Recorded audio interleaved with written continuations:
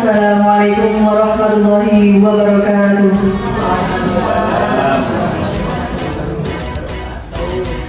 Yang terhormat Ibu Kepala Sekolah SDN Bulurejo 1, Ibu Dina Fitratur Rahmah SPG MPD. Yang kami hormati Dewan Guru SDN Bulurejo 1. Pertama, marilah kita haturkan puji syukur kehadirat Allah SWT yang telah melimpahkan nikmat yang luar biasa berupa kesehatan, sehingga pada kesempatan yang berbahagia ini kita dapat mengikuti acara diseminasi budaya positif di sekolah dalam keadaan sehat walafiat. Untuk itu kita syukuri bersama dengan ucapan Alhamdulillah, Alhamdulillahirabbil alamin.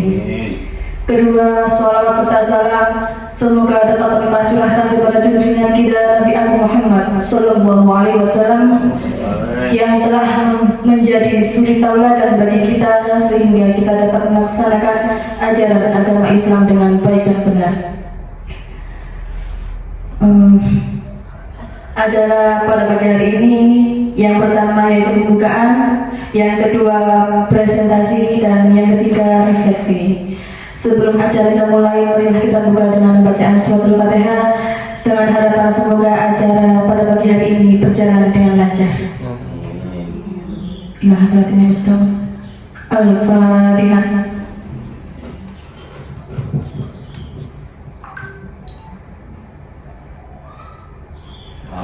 Amin. Untuk acara kedua yaitu presentasi dengan materi diseminasi budaya positif di sekolah yang akan disampaikan oleh Ibu Dina Fitratur Rahmah. Kepada beliau dipersilakan.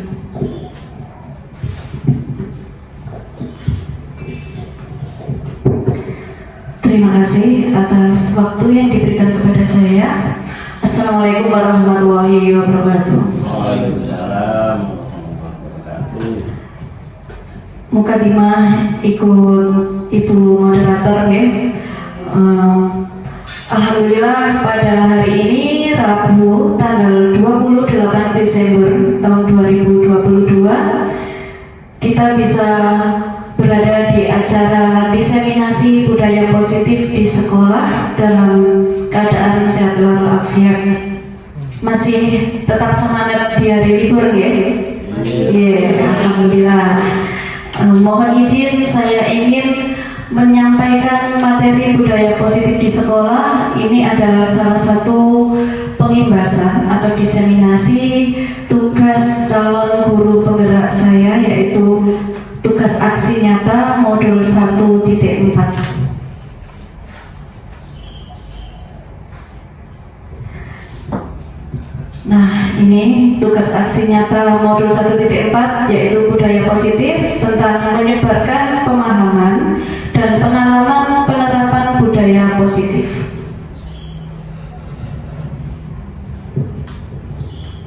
Selamat datang para guru hebat. Mari belajar bersama, berkolaborasi dan saling mendukung demi mewujudkan disiplin positif di sekolah kita tercinta. Sebelumnya terima kasih kepada Bapak Ibu Guru karena sudah meluangkan waktu dan bersedia hadir pada kegiatan diseminasi saya. Konsep utama budaya positif yaitu di sini ada disiplin positif dan nilai-nilai kebajikan universal, kemudian teori motivasi, hukuman dan penghargaan serta restitusi, kemudian keyakinan kelas, kebutuhan dasar manusia dan dunia berkualitas, restitusi, dan 5 posisi kontrol, kemudian segitiga restitusi.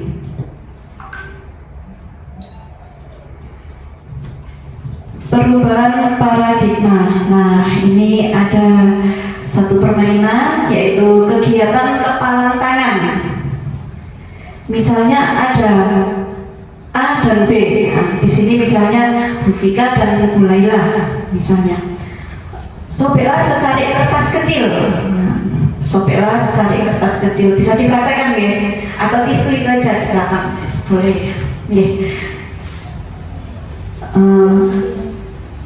Tulis menuliskan benda atau sesuatu yang sangat berharga untuk Anda. Yang menulis salah satu, boleh Bu Vika, boleh Bu Laila ya.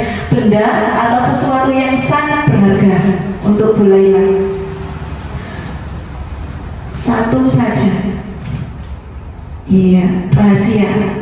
Gak boleh tahu semuanya ini. Kemudian, sudah Bu Laila?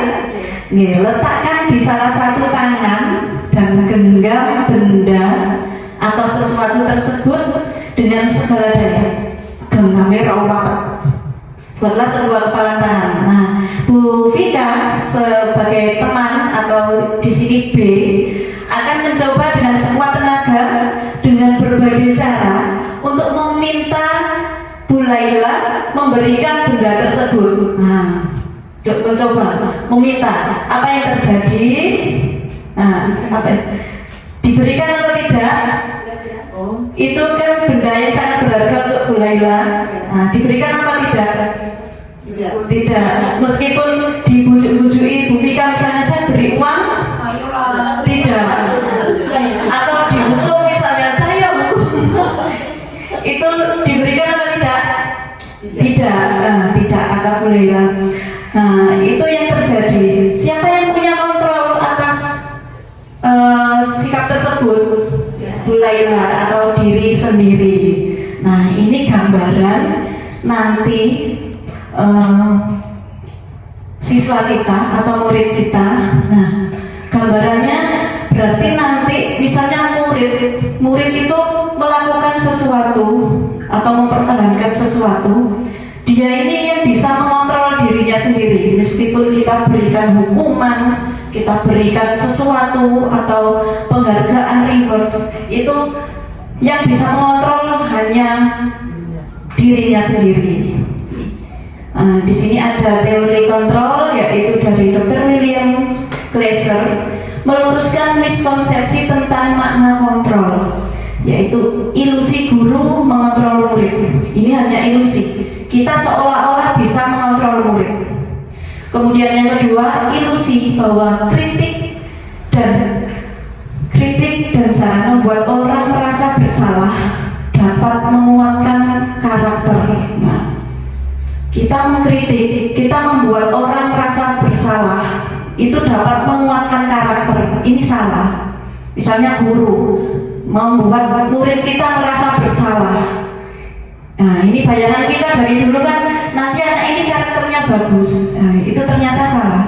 Ilusi bahwa semua penguatan positif, diberikan penghargaan, dibujuk terus-menerus, itu seolah-olah efektif dan bermanfaat, padahal itu juga kurang tepat. Nah, nanti kita pelajari ini. Ilusi bahwa orang dewasa memiliki hak untuk memaksa. Biasanya di rumah kita bisa memaksa anak kita. Ini ternyata juga kurang tepat.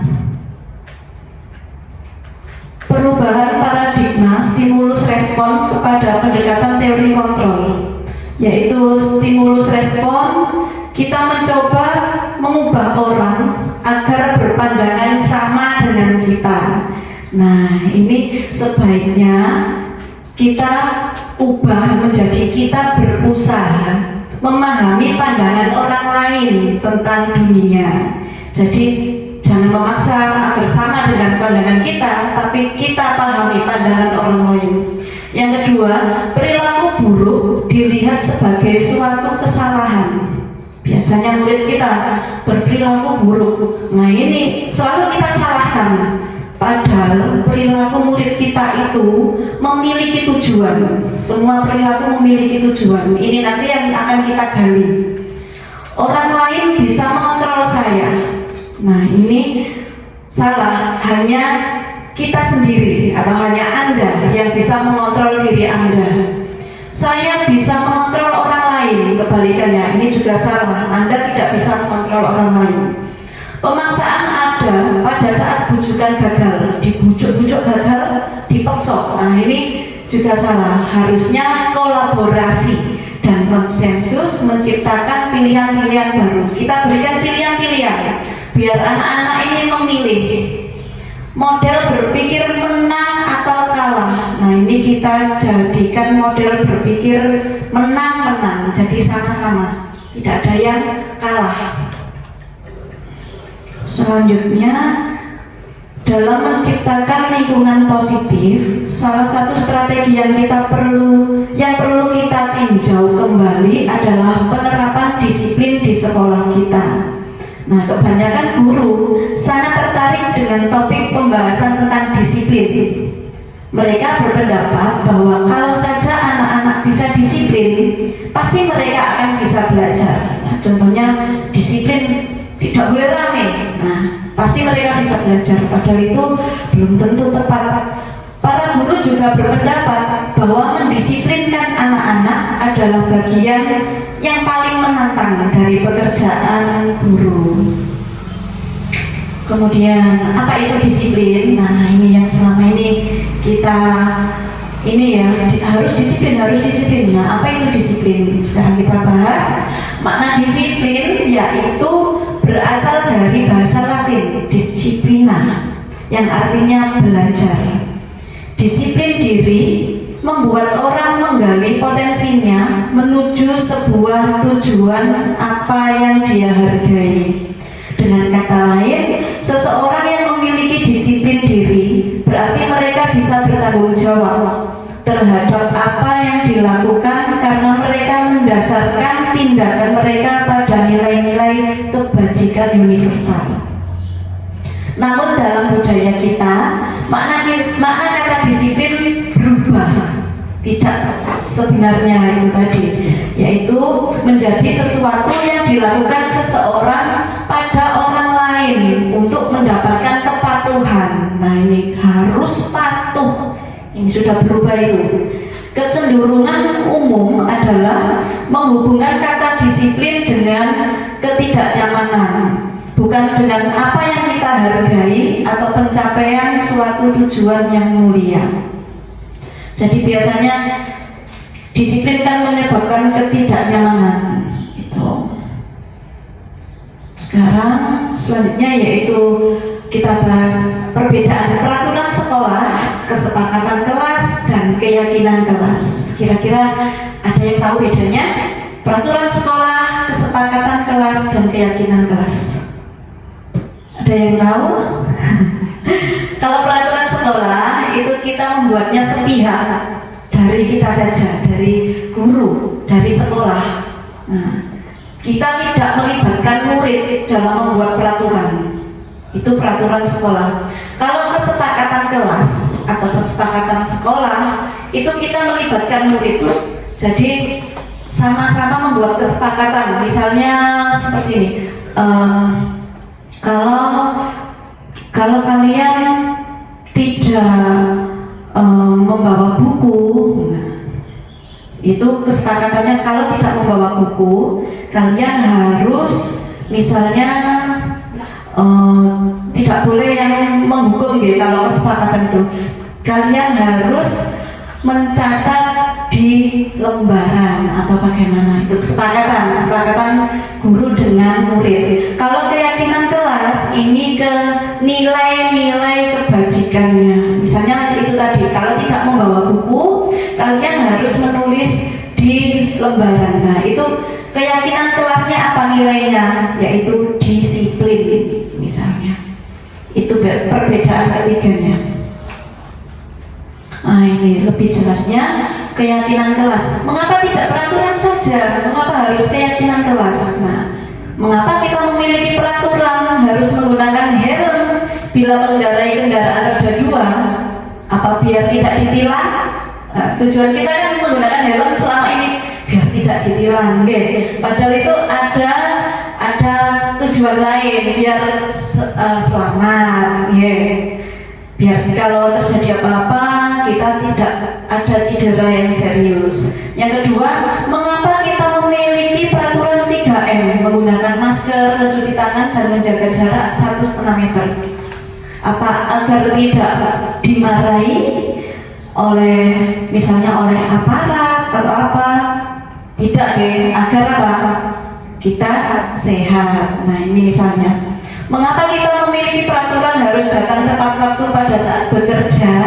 Apa biar tidak dimarahi oleh atasan atau biar mendapat penghargaan? Nah, ini bukan tujuannya, tapi tujuannya agar kita bisa menghargai diri kita sendiri, disiplin. Untuk mendukung motivasi intrinsik, kembali ke nilai-nilai atau keyakinan-keyakinan lebih menggerakkan seseorang dibandingkan mengikuti serangkaian peraturan-peraturan. Nah, ini kita cari perbedaannya. Yang mana yang merupakan keyakinan kelas?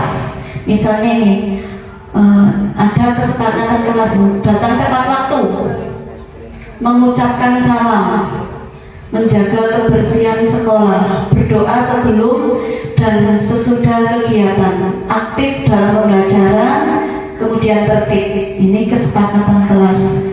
Nah, kesepakatan kelas yang B, kami guru dan murid yang saling menyayangi. Nah, saling menyayangi ini keyakinan kelas, nilainya saling menyayangi. Kami murid yang semangat belajar, berarti keyakinan kelasnya semangat, nilainya. Kami murid yang peduli dengan teman-teman, berarti keyakinan kelasnya yang mana kalau yang C? Peduli. Itu. Ini bedanya peraturan dan keyakinan kelas atau nilai kebajikan yang dituju. Kalau peraturan di situ ada selalu kembalikan buku ke tempatnya. Nah, keyakinan kelasnya yaitu dia tanggung jawab. Kemudian peraturan dilarang mengganggu orang lain. Keyakinan kelasnya menghormati orang lain dan diri sendiri. Peraturannya hadir di sekolah 15 menit sebelum pembelajaran dimulai. Keyakinan kelasnya yaitu menghormati orang lain dan komitmen pada tujuan, berkomitmen. Dan masih banyak nih di situ. Misalnya yang terakhir, jangan berlari di kelas atau koridor. Nah, itu kan peraturan, jangan berlari di kelas. Keyakinan kelasnya apa? Untuk keselamatan dan keamanan. Selanjutnya yaitu teori motivasi, hukuman, dan penghargaan serta restitusi. Nah, mungkin untuk motivasi sudah pernah kita dengar, hukuman, penghargaan. Yang baru mungkin restitusi ya. Nah, ini nanti kita pelajari. Motivasi itu ada motivasi eksternal dan ada motivasi internal.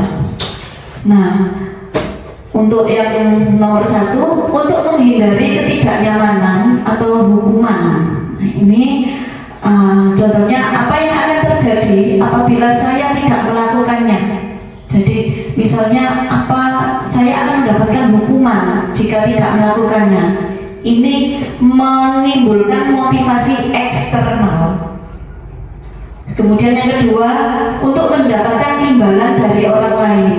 Apa yang akan saya dapatkan apabila saya melakukannya? Jadi melakukan biar dapat hadiah. Biasanya anak gitu. Itu juga menimbulkan motivasi eksternal. Jadi hukuman dan penghargaan itu menimbulkan motivasi yang sifatnya sementara. Mungkin saat itu mereka bisa disiplin karena mereka takut dihukum, mereka ingin diberi hadiah atau penghargaan. Nah, itu sifatnya sementara. Nanti lama-kelamaan, misalnya kalau di kelas pembelajaran yang dapat nilai 100 diberi hadiah.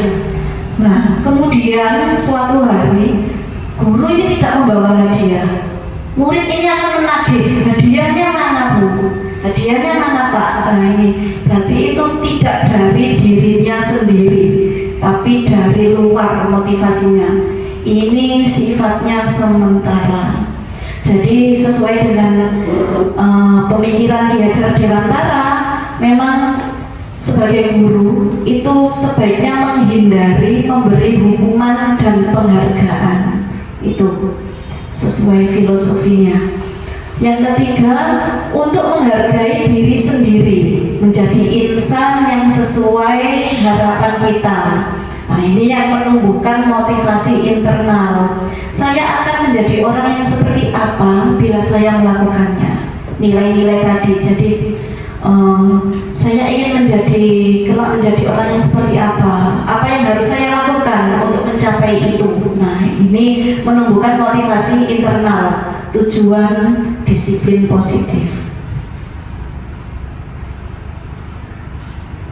Menurut Ki Hajar Dewantara, yaitu merdeka itu artinya tidak hanya terlepas dari perintah, akan tetapi juga cakap buat memerintah diri sendiri. Nah, ini berarti kita kan harus membuat murid kita merdeka. Nah, merdeka yang seperti apa? Tidak hanya terlepas dari perintah, tapi harus memerintah diri sendiri. Tindakan terhadap suatu pelanggaran pada umumnya berbentuk hukuman atau konsekuensi. Nah, dalam kegiatan ini akan saya kenalkan program disiplin positif yang dinamakan restitusi. Jadi nanti tidak lagi hukuman dan konsekuensi, tapi restitusi yang kita gunakan. Apa itu restitusi? Restitusi adalah proses menciptakan kondisi bagi murid untuk memperbaiki kesalahan mereka, sehingga mereka bisa kembali pada kelompok mereka dengan karakter yang lebih kuat. Nah, restitusi juga merupakan proses kolaboratif antara guru dan murid yang mengajarkan murid untuk mencari solusi untuk masalah mereka. Jadi misalnya mereka melakukan kesalahan, nah kita berkolaborasi dengan murid untuk mencari solusi, bukan mencari siapa yang salah dan siapa yang benar, tapi mencari solusi dan membantu murid berpikir tentang orang seperti apa yang mereka inginkan dan bagaimana mereka harus memperlakukan orang lain. Ini nanti kita belajar. Nah, perbedaan hukuman, konsekuensi, dan restitusi. Hukuman itu kita sebut sebagai identitas gagal di sini. Misalnya hukuman itu sesuatu yang menyakitkan harus terjadi, jadi dihukum. Sesuatu yang menyakitkan harus terjadi. Untuk identitas suksesnya yaitu berupa disiplin, konsekuensi, dan lebih tinggi lagi yaitu restitusi. Kalau konsekuensi, sesuatu harus terjadi. Kalau restitusi itu kita memberikan pilihan.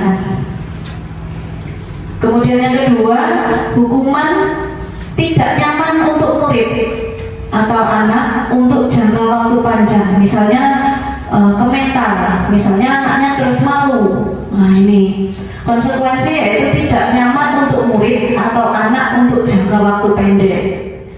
Kalau restitusi menguatkan murid dalam jangka waktu panjang. Ini yang akan kita pelajari. Kemudian yang ketiga, murid atau anak belajar menyembunyikan kesalahan karena takut dihukum, jadi malah berbohong untuk menyembunyikan kesalahan. Nah, konsekuensi, murid atau anak belajar taat peraturan. Kalau konsekuensi. Kemudian restitusi, murid atau anak belajar memecahkan masalah. Yang keempat, mencoba mengontrol anak dengan penguatan negatif. Ini hukuman, membayar impas kesalahan. Misalnya kalau telat dihukum, lari keliling lapangan. Nah, ini hukuman, mengontrol anak dengan penguatan negatif. Kalau konsekuensi, mencoba mengontrol anak dengan penguatan positif. Kemudian restitusi, anak paham bahwa dirinya sendiri yang pegang kendali kontrol. Seperti itu.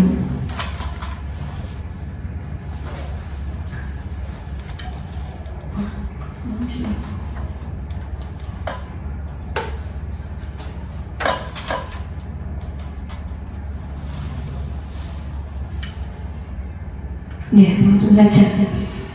Ini coba kita identifikasi hukuman atau konsekuensi. Murid diminta untuk push up 15 kali karena tidak menggunakan masker ke sekolah. Kira-kira hukuman apa konsekuensi? Hukuman, karena menyakitkan. Lari mengelilingi lapangan basket 2 kali karena terlambat hadir di sekolah. Hukuman apa konsekuensi? Hukuman. Terlambat disuruh lari 2 kali keliling lapangan. Nah, mencatat 100 kali di dalam buku kalimat saya tidak akan terlambat lagi dicatat bawah 100 kali. Ini hukuman apa konsekuensi? Hukuman. Mengganti kertas tugas teman yang dicoret-coret karena mencoret-coret kertasnya teman harus mengganti. Hukuman apa konsekuensi? Konsekuensi. Terus membersihkan tumpahan air di meja tulis karena tersenggol pada saat belajar. Ini apa? Konsekuensi.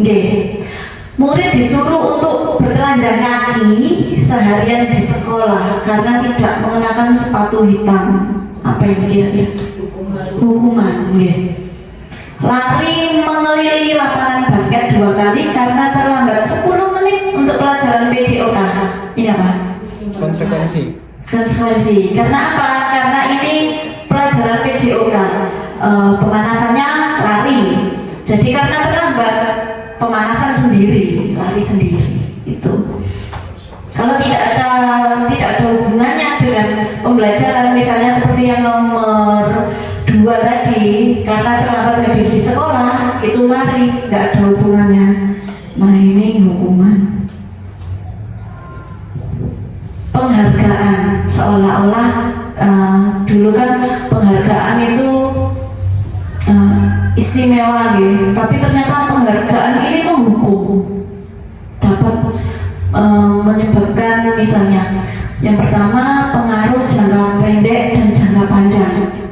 Penghargaan efektif jika kita menginginkan seseorang melakukan sesuatu yang kita inginkan dalam jangka waktu pendek.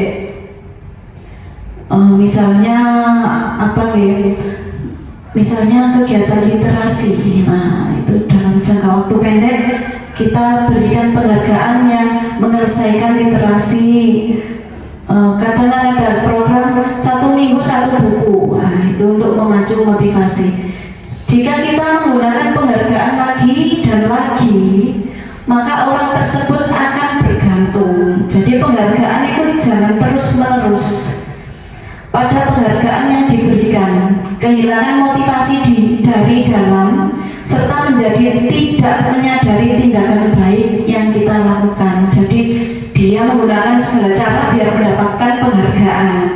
Misalnya biar nilainya bagus, terus nyontoh. Nah, itu ini yang namanya dihukum oleh penghargaan. Yang kedua, penghargaan tidak efektif. Suatu penghargaan adalah suatu benda atau peristiwa yang diinginkan, yang dibuat dengan persyaratan hanya jika Anda melakukan hal ini, maka Anda akan mendapatkan penghargaan yang diinginkan. Jika tidak mendapatkannya, maka akan kecewa dan berkecil hati. Misalnya sudah berusaha, ternyata tidak mendapatkan penghargaan, ada kecewa dalam hati anak tersebut dan berkecil hati. Serta kemungkinan lain yaitu tidak akan berusaha sekeras sebelumnya. Jadi aku berusaha sekeras seperti kemarin juga tidak dapat penghargaan, jadi motivasinya malah menurun. Ini. Kemudian penghargaan mengurangi ketepatan. Yang keempat, penghargaan menurunkan kualitas. Mereka yang tidak menerima penghargaan terus berupaya mengasah diri menjadi lebih baik. Tapi yang sudah mendapatkan penghargaan biasanya saya pasti dapat penghargaan nanti. Jadi dia tidak akan berusaha lagi, kualitasnya menurun. Selanjutnya itu penghargaan menghukum. Yang dimaksud di sini yaitu penghargaan menghukum mereka yang tidak mendapatkan penghargaan. Jika suatu penghargaan diharapkan, namun Anda tidak mendapatkannya, Anda akan merasa dihukum. Misalnya malu, misalnya dia malu terhadap teman-temannya, ini merasa terhukum. Penghargaan merusak hubungan. Nah, ini kadang-kadang ya, ketika seseorang diberi penghargaan atau dipuji di depan orang banyak, maka yang lain akan merasa iri. Memang tidak semua orang ya merasa iri, tapi kadang ada. Nah, ini merusak hubungan. Dan sebagian dari mereka akan tidak menyukai orang yang diberikan penghargaan tersebut karena rasa iri tadi. Penghargaan jadi menciptakan persaingan, dan persaingan menciptakan kecemasan. Mereka yang percaya bahwa mereka tidak memiliki kesempatan untuk mendapatkan penghargaan akan berhenti mencoba. Misalnya, misalnya ini ya di sini, Bu Dina pilih kasih yang diberi penghargaan itu terus. Misalnya kok Bu Laila terus yang diberi penghargaan. Nah, yang lain terus ini iri dan bisa saja berhenti mencoba, malah motivasinya menurun. Penghargaan mematikan kreativitas. Nah, ini juga. Kemudian motivasi dari dalam diri, yaitu jika kita memberikan penghargaan kepada seorang anak pada saat dia sedang merasa bangga dengan pencapaiannya sendiri, maka kita akan mengambil kegembiraan yang saat itu sedang dirasakan secara alamiah. Itu kalau dalam diri.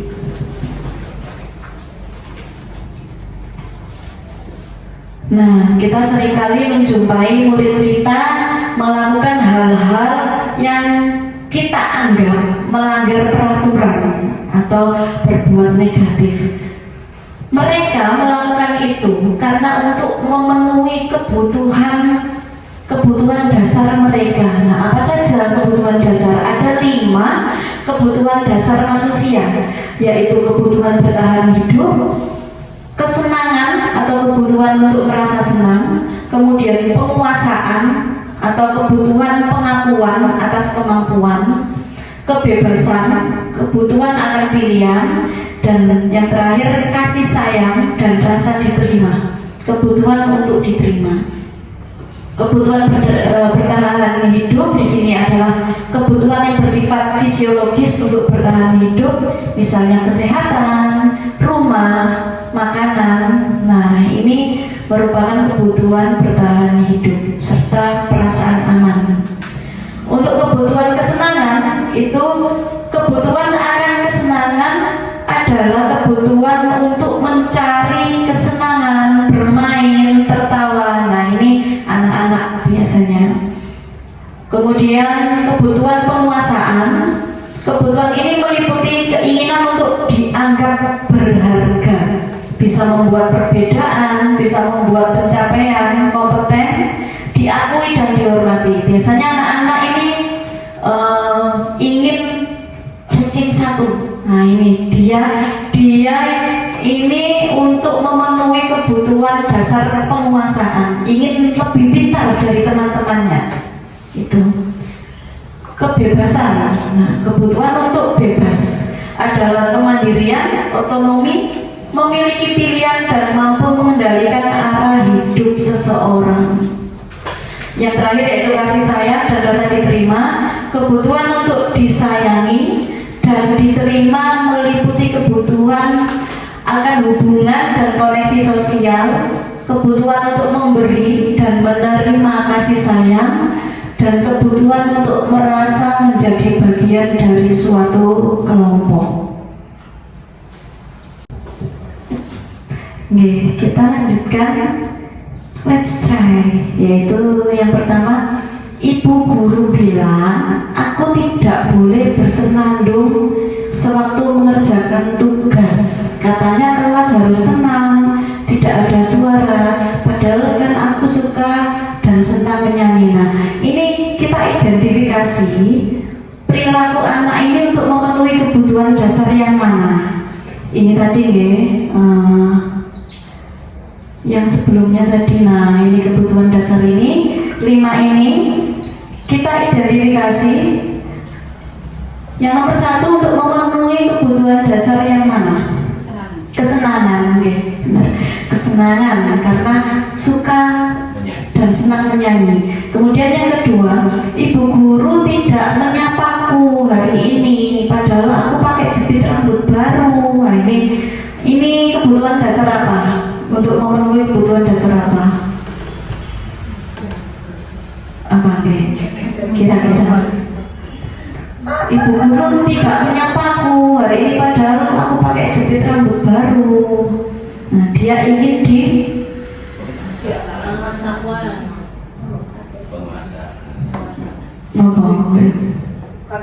kasih sayang, oke. Ingin disayangi, ingin diperhatikan. Nah, itu oke, benar. Yang nomor tiga, aku bosen masa belajarnya cuma gitu-gitu aja, dengerin ibu guru aja. Dia ini bosan. Kira-kira apa, Be? Kebutuhan apa kira-kira? Dia ingin mengendalikan dirinya sendiri, jadi dia bosan, kebebasan. Dia memenuhi kebutuhan kebebasan. Biasanya ada kelanjutan perilaku, misalnya kalau bosen itu kadang terus lotean. Nah itu kalau kadang kan kita waktu pembelajaran anak-anak itu nyanyi, renang, nah itu untuk memenuhi kebutuhan dasarnya sebenarnya. Yang terakhir yaitu aku sebel gambarku itu tidak rapi, malah ibu guru nunjukin ke teman-temanku di depan kelas, jadi dia merasa aku tidak bisa jadi yang terbaik dari teman-temanku karena gambarku tidak rapi. Kebutuhan dasar apa tadi kalau ingin jadi yang terbaik? Penguasaan, ya, kebutuhan pengakuan, ingin diakui.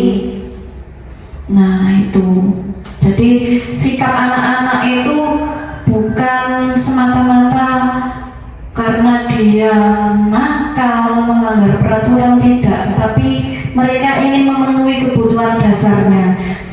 Dan kasihan sekali kalau mereka tujuannya memenuhi kebutuhan dasar malah kita marahi, malah kita hukum gitu.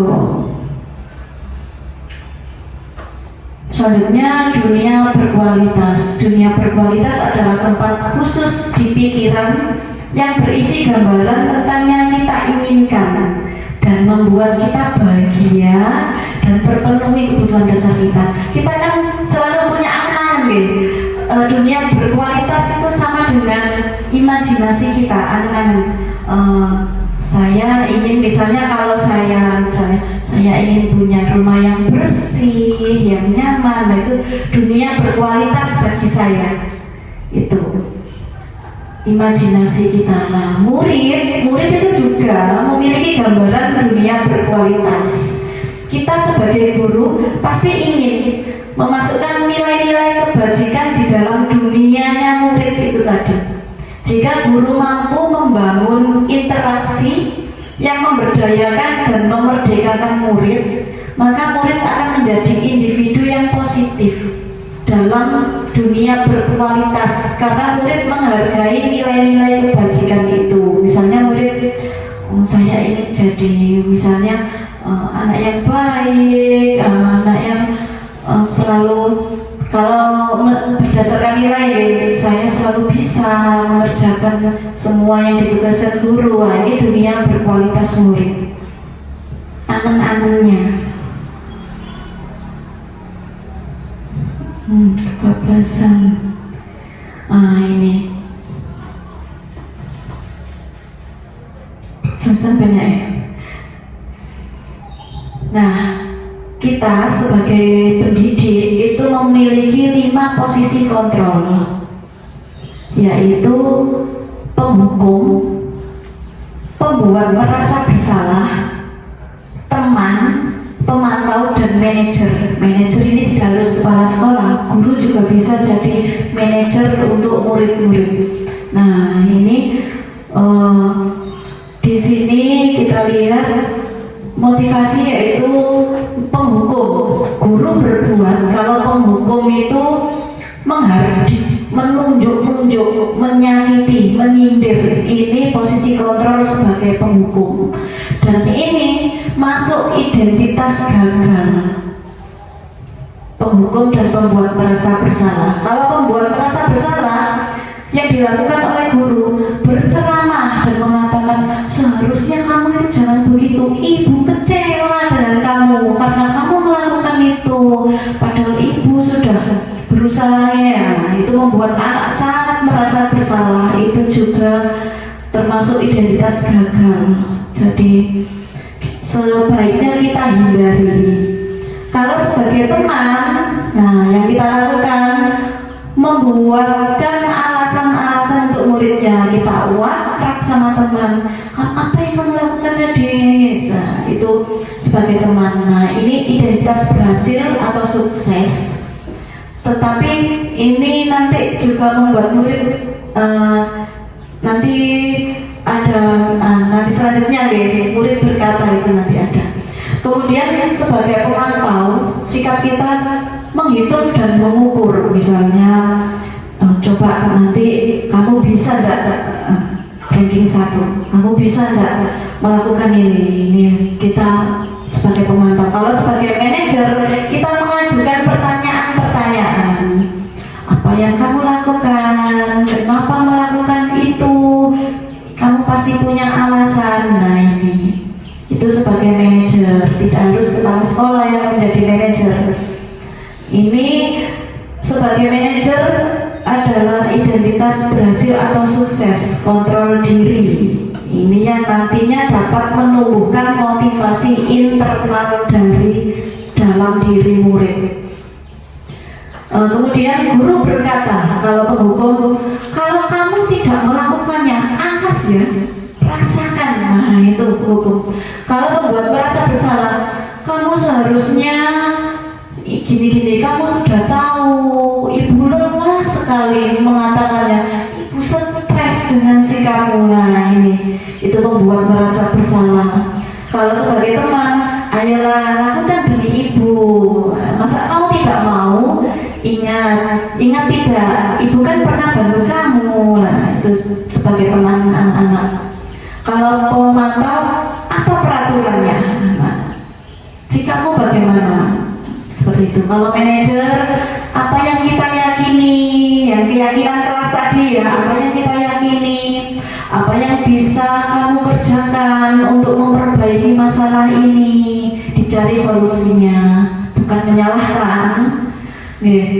Itu sebagai manajer. Untuk hasilnya, kalau kita memposisikan diri sebagai penghukum, hasilnya anak akan memberontak, menyalahkan orang lain dan berbohong. Nah, misalnya belum anak-anak, kamu melakukan ini, itu belum dia sudah tidak usah, itu menyalahkan orang lain. Tadi si A yang melakukan ini, itu. Jadi karena dia takut dihukum, itu yang menyebabkan. Kemudian membuat merasa bersalah, anak akan menyembunyikan, menyangkal dan berbohong, hampir sama dengan penghukum. Kemudian kalau sebagai teman, anak akan ketergantungan karena merasa jadi temannya guru. Nah, akan ketergantungan, pasti nanti saya akan dibantu oleh bu ini, oleh pak ini, saya akan dibela. Nah, ini kalau sebagai teman. Kalau pemantau, anak akan menyesuaikan diri bila diawasi, bila dipantau. Kalau tidak diawasi ya subrah. Nah, ini pemantau ini biasanya anak-anak kalau jam kosong, kalau bukan guru kelasnya itu tidak akan manut. Nah, ini berarti pemantau. Bila diawasi guru kelasnya, istilahnya pawangi ya, kemauan.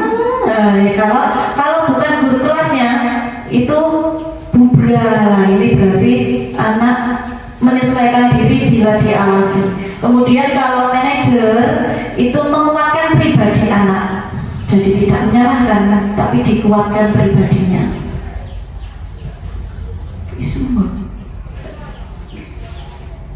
Kemudian selanjutnya yaitu kaitan dengan dunia berkualitas. Kalau murid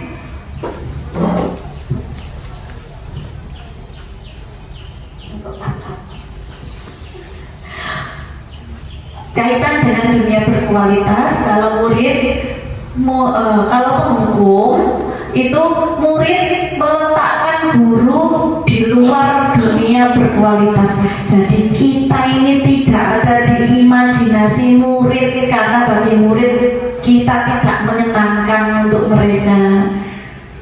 Terus membuat merasa bersalah, itu murid meletakkan guru di dalam dunia berkualitas. Kadang kita karena murid merasa sayang sama kita, sayang kepada kita, jadi merasa bersalah. Kita bisa ada di dunia berkualitas murid. Kemudian kalau sebagai teman, murid meletakkan guru sebagai orang yang sangat penting di dunia berkualitas karena merasa jadi temannya. Jadi kita ada di imajinasinya murid. Kemudian pemantau, murid meletakkan guru, peraturan dan hukum di dunia berkualitas.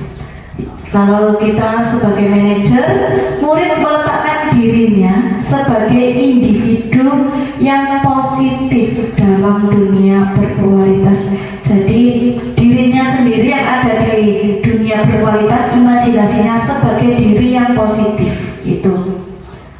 Kemudian murid berkata, kalau penghukum, biarkan saja, nanti juga marah-marah lagi, gitu ya. Kalau kita sebagai penghukum, murid itu biarkan saja, nanti juga marah-marah lagi, gitu. Kalau membuat merasa bersalah, murid akan tunduk, merasa bersalah, maafkan saya Bu, maafkan saya Pak. Nah itu murid berkata kalau posisi kita membuat merasa bersalah. Kemudian kalau teman, saya pikir bapak atau ibu itu teman saya, ternyata begitu, ternyata menghukum saya, ternyata menyalahkan saya pikir teman saya. Nah itu nanti kecewa, dia jadi kecewa dengan bapak ibu guru. Kemudian kalau pemantau, berapa banyak bintang yang saya harus peroleh, dia semangat kalau dapat bintang. Berapa halaman yang harus saya tulis? Nah, karena dipantau, jadi mau ada berapa halaman yang harus saya tulis. Kemudian kalau manajer, bagaimana caranya saya bisa memperbaiki kesalahan? Jadi dia berusaha mencari solusi, tidak menyalahkan orang lain, tapi mencari solusi bagaimana untuk memperbaiki keadaan saya. Kemudian dampaknya kalau penghukum, murid akan terus mengulangi. Kalau kita sebagai penghukum tidak jerah tapi mengulangi lagi. Kemudian kalau pembuat merasa bersalah, murid akan merasa rendah diri. Dia merasa rendah karena membuat kecewa bapak ibu guru. Kemudian kalau teman, murid akan lemah, tidak mandiri, tergantung pada bapak ibu guru. Istilahnya jaga ini kalau teman. Kalau pemantau, menitik beratkan pada sanksi atau hadiah untuk dirinya. Kemudian kalau manajer, murid mengevaluasi diri, bagaimana cara memperbaiki diri. Nah itu mungkin selama ini sebenarnya kadang kita sedang menerapkan diri kita sebagai manajer, tapi maksudnya tidak seluruhnya, tidak seutuhnya. Kadang sebagai teman, kadang sebagai manajer, gitu nih. Saya sendiri juga pernah dulu menjadi penghukum, juga pernah pembuat merasa bersalah, pernah. Pokoknya ini posisi ini kelima-limanya kalau saya pernah dulu. Nah sekarang kita belajar bagaimana agar kita bisa menjadi manajer, gitu. Berarti yang bagus manajer. Manajer. Nanti ada langkah-langkahnya, yaitu segitiga restitusi. Nanti di sini di mana posisi Anda sebelum belajar materi disiplin positif? Kalau saya pernah semuanya. Bagaimana perasaan Anda saat itu?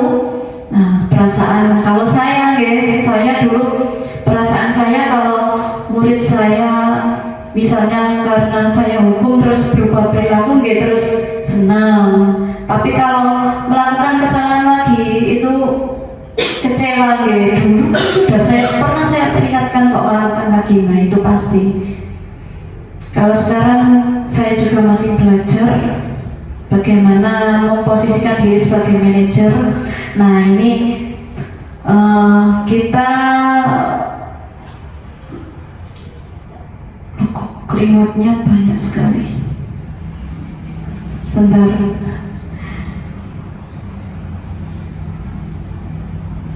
Ini sekarang kita belajar segitiga restitusi. Nah, ini ada hubungannya dengan posisi manajer segitiga restitusi. Ini ya, disimak dulu videonya.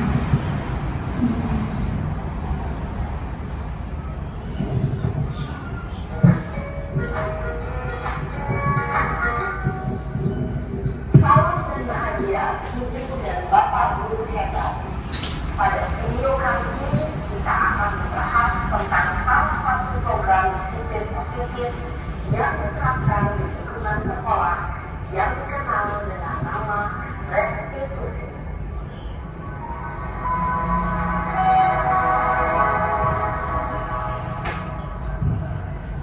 Restitusi dikembangkan oleh pakar pendidikan Daniel Gosling, berlandaskan pada teori kontrol Dr. William Gleason. Segitiga restitusi adalah suatu proses dialog yang dijalankan oleh guru atau orang tua agar dapat menghasilkan murid yang mandiri dan bertanggung jawab. Pada saat ini posisi manajer, aspek yang dikembangkan pada murid adalah motivasi intrinsik, sehingga penanaman nilai-nilai kebaikan dapat tumbuh dan berkembang menjadi suatu kebiasaan positif yang akhirnya membentuk karakter. Proses dialog ini terdiri dari 3 langkah yang digambarkan pada ketiga sisi pada segitiga restitusi. Sisi pertama adalah menstabilkan identitas. Sisi yang kedua adalah validasi tindakan yang sama. Dan sisi yang ketiga adalah menanyakan keyakinan. Ibu dan Bapak guru, berikut ini akan ditunjukkan bagaimana seorang guru berada dalam posisi manajer menggunakan penerapan segitiga restitusi. Nah ini ada contoh videonya, penerapan segitiga restitusi.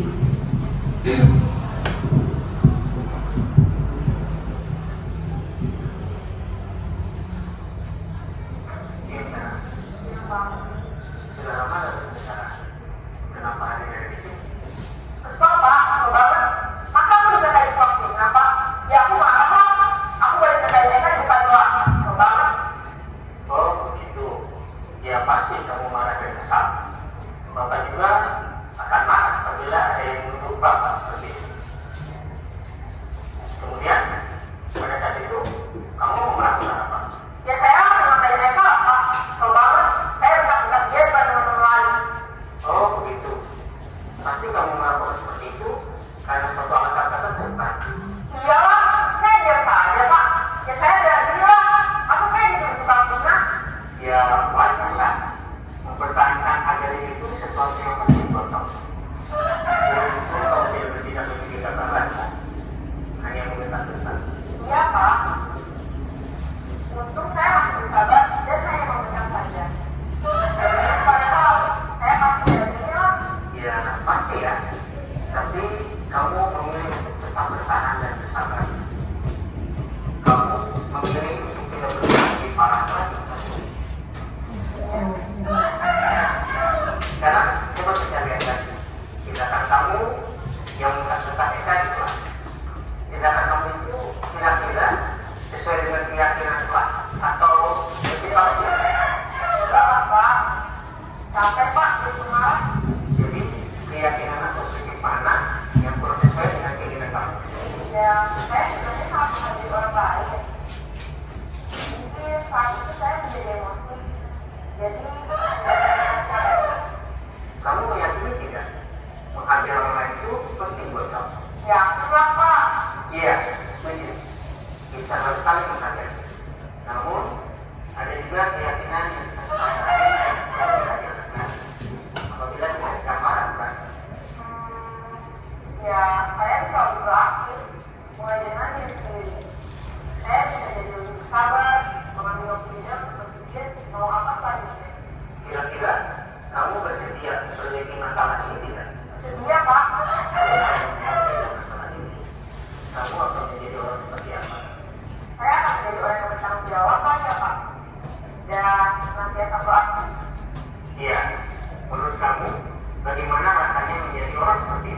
Ya nyamanlah, bangga dan sabar dengan Allah. Baiklah kalau begitu. Yuk kita pikirkan bagaimana memperbaiki masalah ini.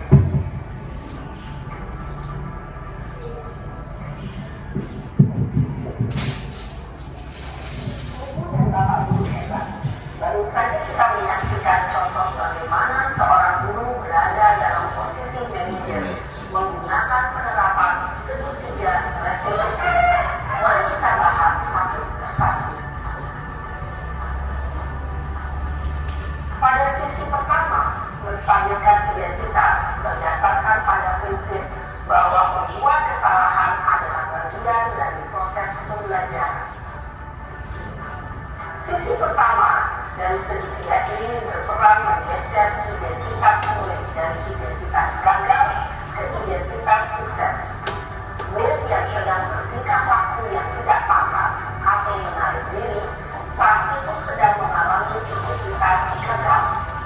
Bila kita mengikutinya, maka posisinya tidak akan berubah. Kita bisa mengajukan pernyataan ini. 1. Membuat kesalahan sesuatu yang wajar. 2. Manusia tidak ada yang sempurna. 3. Kita bisa memperbaiki masalah ini. 4. Saya tidak menanyakan kesalahannya. Saya lebih fokus bagaimana memperbaiki masalah ini. 5. Apakah saat ini kami tengah menjadi orang yang baik untuk dirimu sendiri? Pada sisi kedua, validasi tindakan yang salah berlandaskan pada prinsip bahwa setiap perilaku berupaya memenuhi suatu kebutuhan tertentu. Guru yang telah memahami teori kontrol akan bergeser dari pemikiran stimulus respon menjadi proaktif dan mencoba untuk mengenali tujuan dari perilaku murid, mengenali dan mengakui kebutuhan murid dapat memperbaiki hubungan dengan murid tersebut. Pernyataan atau pertanyaan bisa disampaikan dengan nada suara tidak menghakimi atau memojokkan, sehingga dapat mengembalikan murid pada posisi positif. 1. Kamu bisa saja bertindak lebih gegabah lagi dari ini. 2. Kamu bukan melakukannya tanpa suatu alasan tertentu. 3. Kamu melakukannya karena mempertahankan sesuatu yang penting bagimu. 4. Mungkin kamu bisa mempelajari suatu perilaku baru yang lebih efektif. Bersediakah kamu mempelajarinya? Selanjutnya, kita akan simak sisi terakhir, yaitu menanyakan keyakinan. Teori kontrol menyatakan bahwa pada dasarnya kita termotivasi secara intrinsik. Pada saat perilaku yang salah telah divalidasi dan identitas sukses telah stabil, maka murid telah siap mengaitkan keyakinannya dengan tindakannya yang salah dan pemikirannya telah bergeser kini menjadi orang yang jujur. Pertanyaan-pertanyaan ini dapat mengaitkan keyakinan yang diambil murid. 1. Sebagai keluarga atau kelas, apa yang kita yakini? 2. Nilai-nilai apa yang telah kita sepakati? 3. Seperti apa gambaran sebuah kelas yang ideal bagi kami? 4. Aku ingin menjadi orang seperti apa?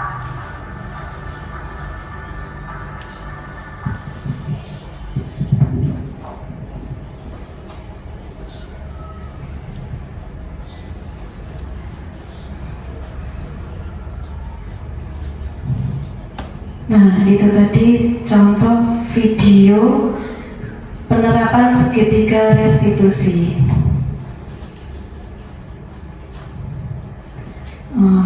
Kita lanjutkan. Ciri-ciri segitiga restitusi.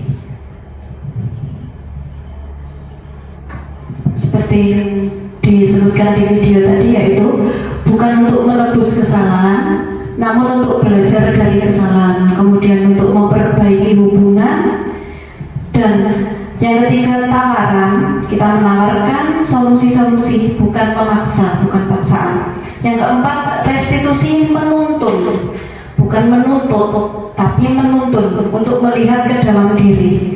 Kelima, restitusi mencari kebutuhan dasar yang mendasari tindakan. Jadi dia melakukan itu untuk memenuhi kebutuhan dasar apa? Yang tadi. Yang keenam, restitusi diri adalah cara yang paling baik untuk memperbaiki diri. Kemudian ketujuh, restitusi fokus pada karakter, bukan tindakan. 8. Restitusi fokus pada solusi, bukan kesalahan. 9. Restitusi mengembalikan murid yang berbuat salah pada kelompoknya. Jadi dia kembali ke kelompoknya dengan percaya diri, bukan dengan merasa bersalah. Ini yang tadi langkah-langkahnya sudah dijelaskan di video tadi. Kemudian ini juga sudah tadi menstabilkan identitas itu apa saja yang ditanyakan. Misalnya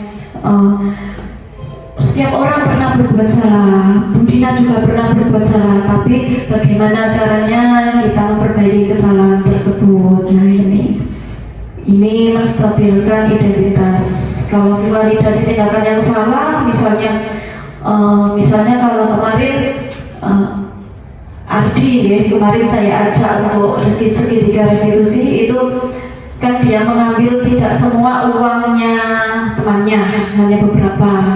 Maksudnya uangnya itu temannya membawa uang 100 tapi tidak diambil 100 misalnya, diambil hanya sedikit. Nah itu bisa kita berikan validasi tindakan yang salah, misalnya dengan kamu bisa saja mengambil semua uangnya tapi kamu tidak melakukannya kan. Nah itu validasi tindakan yang salah. Terus yang ketiga, menanyakan keyakinan kelas apa yang telah kita sepakati, apa kamu masih ingat? Nah apa saja, berarti tindakanmu itu tidak sesuai dengan keyakinan yang mana itu misalnya. Nah, kesepakatan kelas yang kita buat itu menumbuhkan keyakinan kelas. Kesepakatan kelas kita buat, kemudian akan timbul keyakinan kelas. Keyakinan kelas akan menyebabkan lingkungan positif. Nah, lingkungan positif yang dilakukan secara terus-menerus itu akan menimbulkan budaya positif. Lingkungan positif itu kita berusaha membuat murid merasa senang, merasa nyaman di sekolah, merasa aman di sekolah, kemudian dia selalu merindukan ke sekolah. Nah ini lingkungan positif, kita memberikan itu kepada murid kita. Nah nanti ini kan masih libur untuk awal semester 2 kita coba membuat keyakinan kelas dengan murid kita, semua kelas dari kelas 1 sampai 6 kita buat keyakinan kelas dengan murid kita. Nanti hasilnya kita tempel di dinding kelas masing-masing, bisa dengan kertas, di kantong juga bisa. Keyakinan kelas masing-masing. Mungkin sudah ada beberapa kelas yang sudah mempunyai keyakinan kelas, kesepakatan kelas ini sudah ada. Nanti misalnya yang belum, kita buat kesepakatan kelasnya, keyakinan kelas. Nah ini nanti juga saya dokumentasikan sebagai tindak lanjut ini diseminasi saya mohon tolong nanti awal masuk hari pertama kita buat keyakinan kelas dulu dengan anak-anak. Terima kasih. Selanjutnya ini refleksinya dari Bapak Ibu guru. Silakan yang mau memberikan refleksi. Pak Adi, monggo.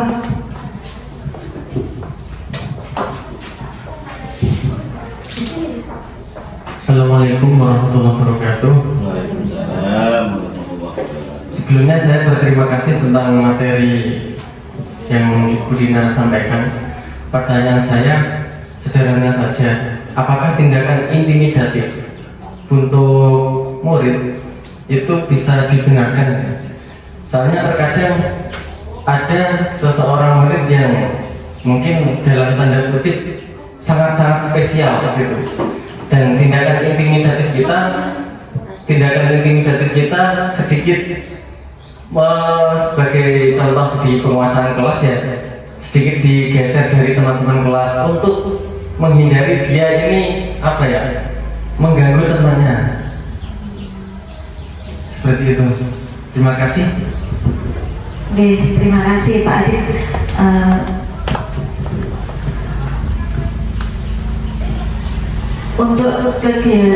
Untuk sikap intimidasi, misalnya murid itu seperti dikucilkan. Nah ini jelas tidak benar karena ini nanti jatuhnya kita menghukum secara mental. Nah ini malah lebih berat lagi kalau mental anak dijatuhkan.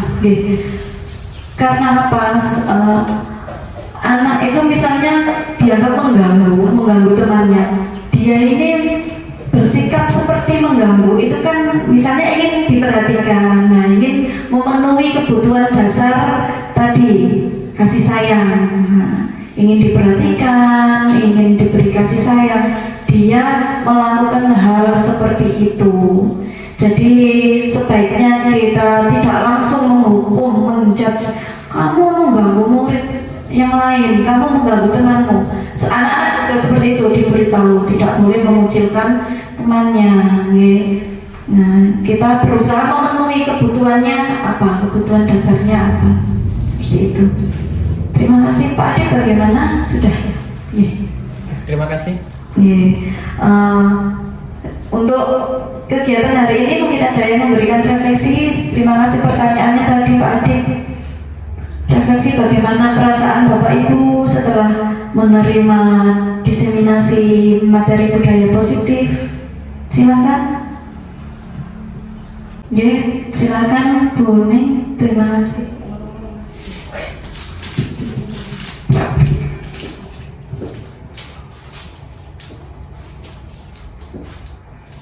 Assalamualaikum warahmatullahi wabarakatuh. Terima kasih atas waktu yang diberikan kepada saya untuk memberikan refleksi dari hasil materi yang sudah disampaikan Ibu Dina. Dari materi yang sudah disampaikan Ibu Dina, terus terang bagi saya ini memberikan wawasan, pengetahuan bagi kita sebagai pendidik, terutama ini tadi materi manajer. Selama ini kita kan sebagai guru itu sering melakukan menjustis murid, hukuman pada murid. Jadi dari sini kita nanti akan bisa memperbaiki diri kita.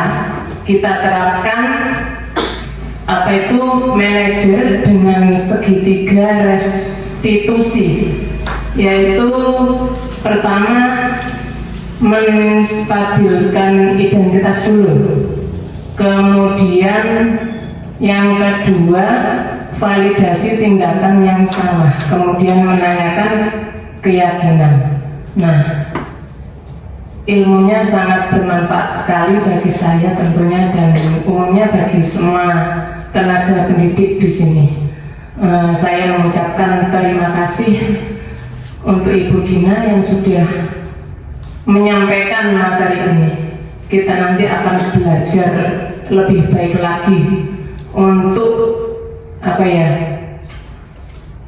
menjadi manajerial bagi murid kita. Terima kasih. Wassalamualaikum warahmatullahi wabarakatuh. Terima kasih kepada Bu Ning atas refleksinya. Mungkin cukup sekian penyampaian dari saya. Terima kasih atas perhatiannya. Tetap semangat dalam menuntun murid menjadi murid yang merdeka. Tetap semangat dalam mengemban tugas sebagai pendidik. Kita yel yang terakhir. Salam guru bergerak, bergerak. Yes. Terima kasih. Wassalamualaikum warahmatullahi wabarakatuh. Waalaikumsalam.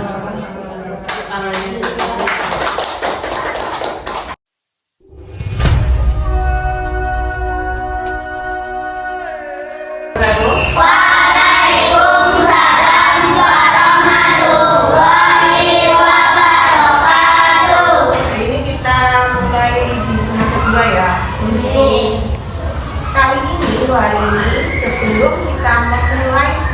pelajaran di semester 2, kita akan membuat kesepakatan kelas terlebih dahulu. Ya.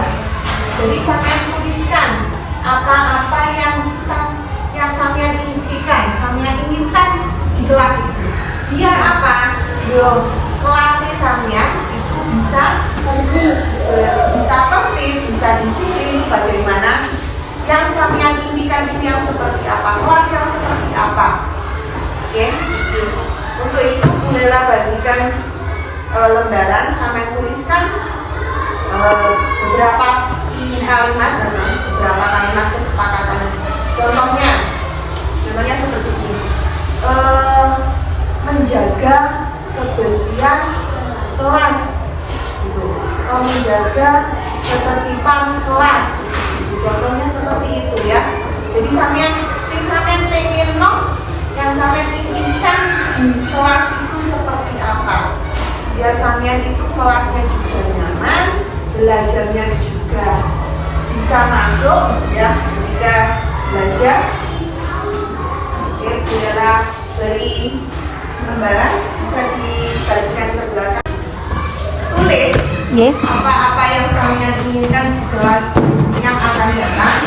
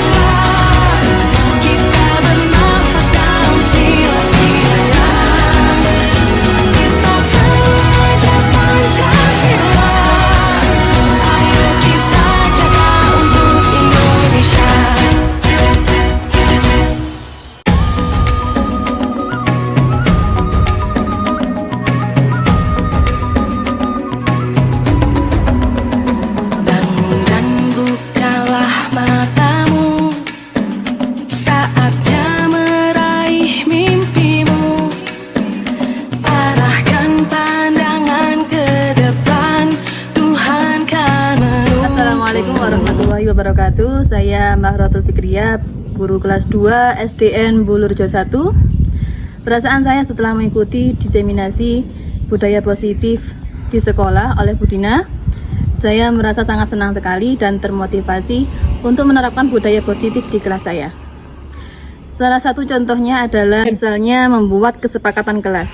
Jadi kesepakatan tersebut saya buat dengan anak-anak untuk menjadikan anak-anak menjadi siswa yang merdeka. Dan saya juga termotivasi untuk mengikuti seleksi guru penggerak di angkatan selanjutnya. Demikian dari saya, terima kasih. Wassalamualaikum warahmatullahi wabarakatuh. Bagaimana perasaan Reno setelah melakukan restitusi? Lebih bisa memperbaiki diri dan juga bersemangat sekolah lagi. Ya, terima kasih Reno. Terima kasih. Sadarilah masa berganti, tantangan kan kita hadapi. Assalamualaikum warahmatullahi wabarakatuh. Saya Dina Fitratur Rahmah, calon guru penggerak Angkatan 7 dari Kabupaten Jombang. Saya dari SDN Bulurejo 1. Penerapan budaya positif di SDN Bulurejo 1 sudah terlaksana dengan baik. Namun untuk penerapan segitiga restitusi, menurut saya masih kurang terlaksana. Dari saya juga masih banyak kekurangan dalam menerapkan segitiga restitusi, sehingga perlu adanya untuk belajar lagi bagaimana langkah-langkah segitiga restitusi yang harus dilakukan. Kemudian untuk penerapan budaya positif sudah sangat baik, murid-murid sudah sangat antusias, guru-guru juga. Namun untuk kerjasama antar guru masih harus ditingkatkan lagi. Kedepannya saya berharap bisa meningkatkan kolaborasi antara guru-guru di SDN Bulurejo 1 dalam menerapkan budaya positif di sekolah. Terima kasih.